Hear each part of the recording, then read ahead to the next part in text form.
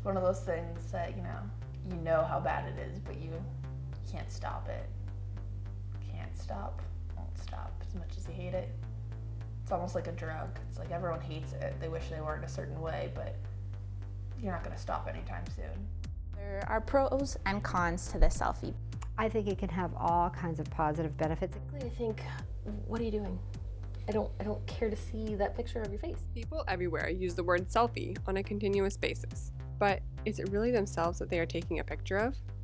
The definition of self is one's essential being that distinguishes them from others. Now, it's unclear to most people what an essential being actually is, but whatever it is, I don't think it's something we can capture in a single photograph of one's face. Rather, I think that the selfie phenomenon altogether is working to shape this essential being. When we take a selfie, are we not just highlighting a version of ourselves? Are we not just all a bunch of phonies? I thought I'd start my investigation off with the self, and why everyone wants to take a picture of it so bad. The self would, for me, be just our identity and how we come to kind of regard ourselves. What are the boundaries around how we think of our individual self, and how we want to represent that in our interactions in the world. I don't think anyone really cares if it's your true self, because no one anymore, I think, really knows who their true self is, because we try so hard to be who we want to be that we don't even know who we are. Whether we know who we are or not, the bigger question might be, why does it need to be shared with everyone? When I first started using social media, I was about 16 years old. I first got Facebook, and all I really did was post selfies on Facebook because I was a young girl who just needed the attention. Everyone wanted to get more likes, to see who would like their photo. It meant a lot back then. Maybe there's a deeper issue here, an issue that started this whole selfie phenomenon. Graduate student from the University of Windsor, Sarah Santarosa, has been researching the effects of social media sites on people's self-esteem, body image, and eating patterns. Body image is it's more focused on the body, so it's what you feel. It actually has a lot of dimensions, but basically it's how you feel others are judging you, whereas self-esteem, it's actually really hard to change. So that's something that maybe stems from childhood and stays with you, and that's more difficult to change or alter than body image. I think every woman goes through points where they feel like their self-esteem's right down. Every girl will edit their photo, they'll filter their photo, they'll double filter their photo, they'll do anything that it takes to put that little push to make that photo look better, and then it makes you feel good for a second, and then you go out the front door, you worry about what people are going to think when they see you, if they're going to realize that you used 2 filters, if they're going to realize that you used an app that made your skin smooth, and it makes you worry more. You don't just go out like how you normally would before social media, because everyone knew what you look like. Now you put on that persona that when you go out, you don't know what people are going to say, you don't know what people are going to think, and it puts you on your toes. Most people are aware of the altering of photos in magazines and ads, but how do we react when it's people in our everyday lives? Mainstream media is altered and it's photoshopped and whatever. And I think in the back of our minds, as much as we compare ourselves to those celebrities or athletes or whoever, we know it's not real. But when it's the things that we're seeing on social media, these are our friends, our family members, our coworkers, classmates, it's hard to divide that because these are real people. They are in your life. Not realizing that people really only post the good things. People only post the best picture of themselves. They probably take 12 selfies and post 1. And so we have this unrealistic, again, oh, that person's perfect. We're not doing a good enough job. We're not living our life well enough. And it's creating this lack of self-esteem in us because we've got this expectation that we're trying to live up to, which it's a false one. I definitely see a negative with people using filters because, you have the photo and you like how you look, and then when you see people in real life that maybe, you don't see too often, you kind of shy away from seeing them because you know that they think that you look a certain way on social media, and then you're afraid of what they'll think of you when they see what you really look like. We know that you can edit and Photoshop and make it not even look like you, and those people who are doing that more often, we're finding do have that higher internalization of beauty standards. So maybe there is an issue with their body image and they feel like they have to edit that photo to try and compensate for that.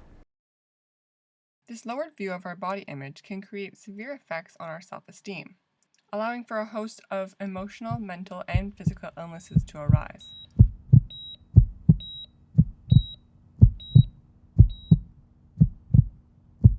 I definitely fell victim to eating disorders. After I was on Meet the Family, everyone kind of nitpicked how you looked, and you got attacked on Twitter, people followed you on Instagram, people made comments, to the point where I got hospitalized at 112 pounds and I'm 5'10". There's not one thing that causes an eating disorder. It's always sort of a host of things, right? Like it's the right amount of factors plugged into the right person at the right time, and it kind of sparks from there. But we know that one of the really big features or determinants is low self-esteem. So when someone doesn't feel good about themselves, that eating disorder does have a bit more of an environment to brew in.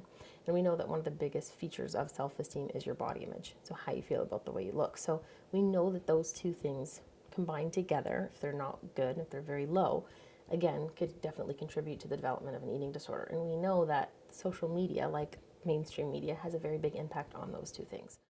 Women are seemingly more negatively affected by the selfie phenomenon, although men suffer too, yet just portray it differently. Because there's a pressure from men, if you look at sort of men in the media, they're either very, very thin and almost feminine looking, or like the alpha male where they've got more muscle and they know what to do with. And if you think about most of the men that you know in real life, they don't look like either one of those really. So there is an increased pressure that we're seeing in men to actually conform and to look like one or the other, or to fulfill this sort of unrealistic expectation of what their body should look like. So we're seeing more of that. I think that men tend to feel less confident or different pressures in different areas of their life. Where women, it's usually the physical aspect, how they look. I think with men, it might be more concerned with, their career path, let's say, or their ability to provide as a man for their family. So we see, I think, different concerns where, women, again, would be more like, I don't think I'm pretty enough, I don't think my body's good enough, and men it's more performance-based, I would say, as opposed to aesthetic. It can be seen that men who post a lot of selfies online exhibit grandiose narcissistic behavior. Some pretty interesting gender effects. I think that there's some studies have just looked at males, and they've seen males as being a little bit more less normative to post a lot of selfies, or to do a lot of editing their selfies, or applying filters and all that kind of thing. And when they see that does tend to really correlate very highly with narcissism in men, right? I think with women, it can be a little bit more complex. Women who post a lot of selfies tend to exhibit vulnerable narcissistic behavior.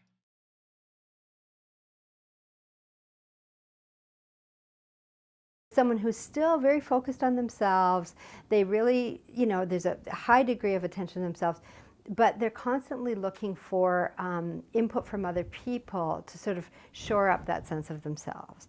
So they're looking to see, to what degree will people like what I post and that. And on Facebook, for example, you've got that direct measure. So if you're a vulnerable narcissist and you're putting up a lot of pictures, those likes become very, very important to you, or even status updates or whatever.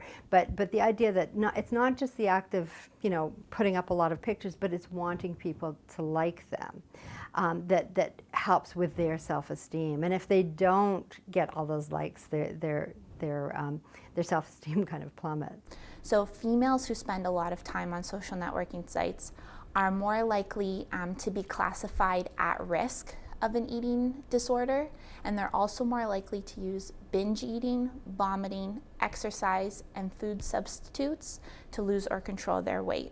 And we've also found that females who are creepers and those who filter or edit their photos before posting them online are more likely to have a higher internalization of beauty standards. Both of these narcissistic behaviors can lead back to the same issues we spoke of earlier. So, is there a positive side in all this?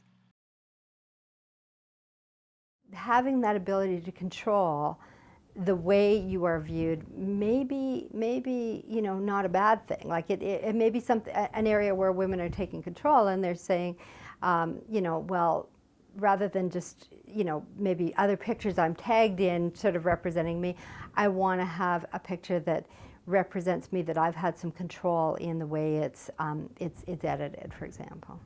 I know some individuals, some bloggers or individuals that I follow on Instagram who use the selfie to kind of convey a positive message. So they'll take a picture of them doing something, like they're volunteering or they're engaging in the community, and then they write their description about this is making me feel beautiful because I'm helping other people, and I think that's great. So what does this all mean? Our experts left with words of advice. My advice to young females is to really be yourself. Love yourself. Understand what it is that you like doing. Figure out what it is that you like about yourself. And for some people, it can be a really long list, and for some people, it might be a short list that you gradually add to. But I think really sitting down with yourself and understanding what makes you awesome. The end goal is to just be the best version of yourself that you can be, and to be happy and healthy, and don't let the media influence how you look at yourself or your body image or your self-esteem, or make you want to change because you see that maybe your friend has posted something. Really diversifying what makes you feel good about yourself, because if you're putting all your sort of self-esteem eggs in one basket, you're setting yourself up, because that basket's going to fall at some point. Those aspects, you know, everything that makes me feel good about myself comes from my appearance, and I wake up tomorrow with a bad hair day, there goes my self-esteem.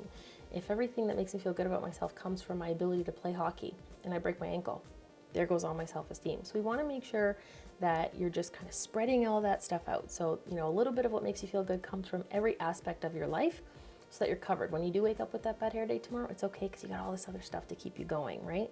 So we want to make sure that you're really diversifying that and feeling good about yourself as much as you can. And when you don't feel so good, figure out how to feel better.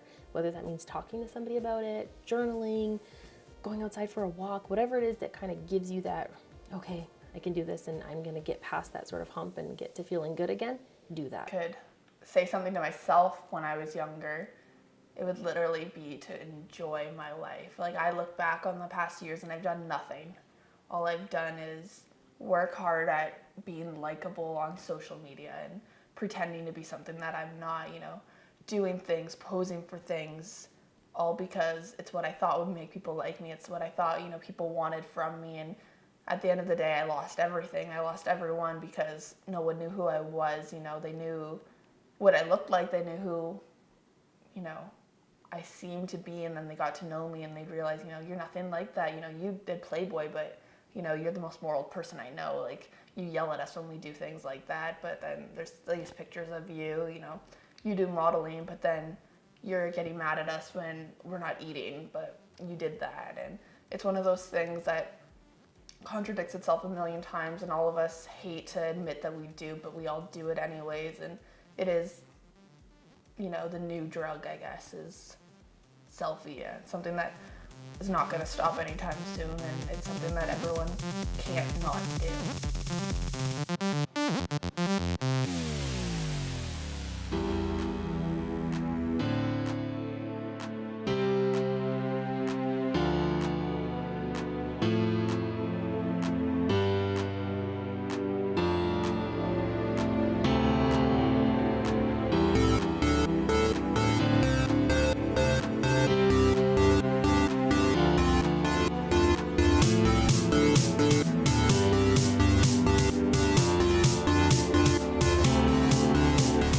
It was a nightmare.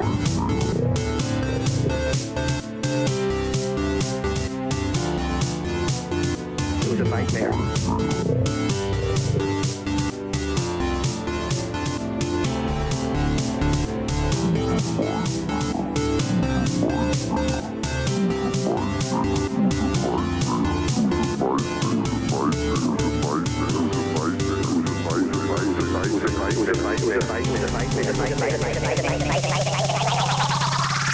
It was a nightmare.